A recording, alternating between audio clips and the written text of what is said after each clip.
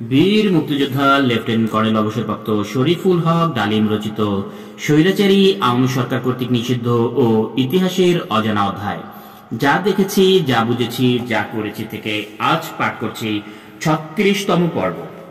সত্যকে মিথ্যা এবং মিথ্যাকে সত্য বলাবার প্রয়াসে শেখ মুজিব লজ্জাহীনভাবে ঘোষণা করেন তারই নির্দেশে শহীদ জিয়া স্বাধীনতার ডাক দিয়েছিলেন বেতার মাধ্যমে। এভাবেই শেখ মুজিব রহমান কর্তৃক জাতীয়তাবাদী চেতনায় উদ্বুদ্ধ শহীদ জিয়ার নিজ উদ্যোগে দেয়া স্বাধীনতার ঘোষণার কৃতিত্ব অন্যায়ভাবে ছিনিয়ে নেওয়ার প্রচেষ্টার মাধ্যমেই ইতিহাসকে বিকৃত করার প্রক্রিয়া শুরু হয়।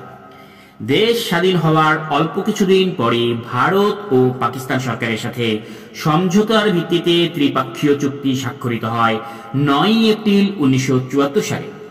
চুক্তিবদ্ধ হয়ে যুদ্ধ অপরাধীদের বিনা বিচারে মুক্তি দিয়ে স্বাধীনতা অপরাধীদের প্রতি সাধারণ ক্ষমা ঘোষণা করেন মুজিব।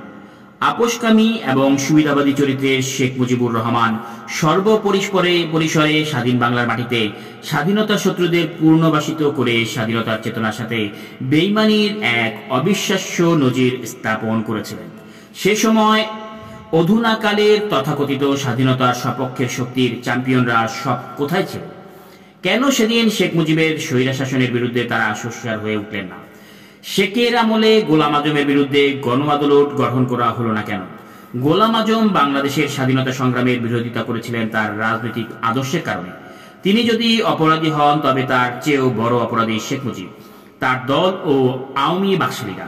স্বাধীন বাংলাদেশের রাষ্ট্র ক্ষমতা এককভাবে কুক্ষিগত করে নিয়ে স্বাধীনতার চেতনাকে সমূলে উৎপাদন করার চক্রান্ত করে জাতির সাথে চরম বিশ্বাসঘাতকতা করেছিলেন তিনি ও তার দল। নির্বিকার চিত্তে নির্বিচারে হত্যা করেছিলেন হাজার হাজার মুক্তিযোদ্ধা। তাই যুক্তিসঙ্গত কারণেই বাংলাদেশের মাটিতে গণ আদালতে গোলাম আজম ও তার দোসরদের বিচারের আগে বিচার করতে হবে শেখ মুজিব এবং আওয়ামী বাকশালীদের। শহীদ মুক্তিযোদ্ধা রুমির মা জাহানারা ইমাম পুত্র হারাবার শোকে তার স্বামীও মারা যায়।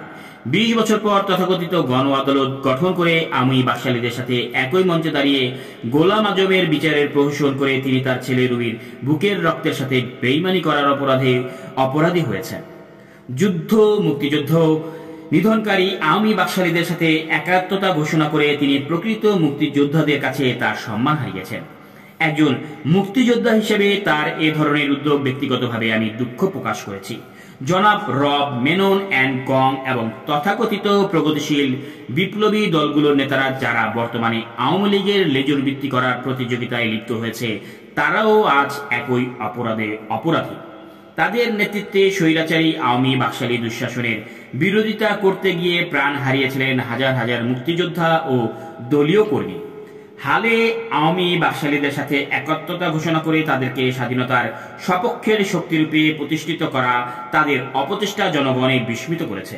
নিজেদের স্বতন্ত্র বিসর্জন দিয়ে আওয়ামী লীগ বিলীন হয়ে গিয়ে তারা নিজেদের আওয়ামী বাকশালীদের বি টিম বলে জনগণের মনে যে সন্দেহ বিরাজমান ছিল তাকেই সত্য বলে প্রমাণ করেছে। হারিয়েছে বিশ্বাসযোগ্যতা। লাখো শহীদের রক্তের সাথে বেইমানির শাস্তিস্বরূপ তারা নিক্ষিপ্ত হবে ইতিহাসের রাস্তা করে। ইতিহাসের বিধান অমোঘ। সত্যকে খুঁজে বের করার দায়িত্ব ঐতিহাসিকদের। সত্যের উপর ভিত্তি করে সৃষ্টি হয়েছে গতিশীল মানব সভ্যতার ইতিহাস। বাংলাদেশের ব্যাপারেও এর ব্যতিক্রম হবে না। স্বাধীনতা উত্তরকালে শত চেষ্টা করেও বিজয়ী মুক্তিযোদ্ধাদের সমাজে প্রতিষ্ঠিত করতে ব্যর্থ হয়েছে।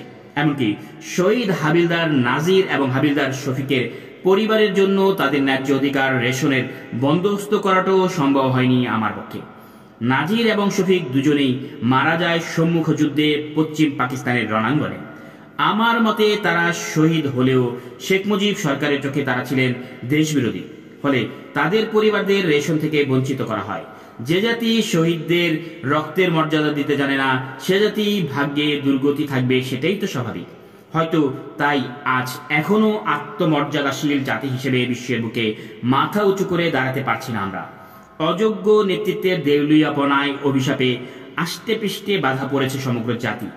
এ বাঁধনের নিষ্পেষণে তিলে তিলে নিঃশেষ হয়ে যাচ্ছে জাতীয় প্রাণসত্তা।